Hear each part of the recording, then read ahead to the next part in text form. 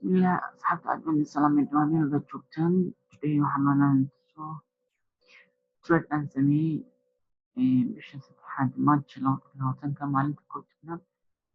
This ujeedaan suuqa halkan wuxuu ka sameeyey alaabta aan la raaco. This wuxuu ka sameeyey suuqan impulsive then correction ayuu suuqa galay.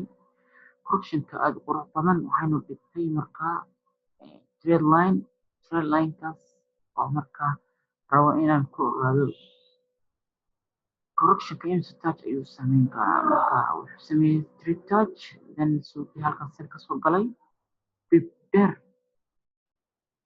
ayaa halkaasi ka sameeyey. Dibkan wuxuu gaarayaa 1236.2 pips. Amazing. Thank you so much.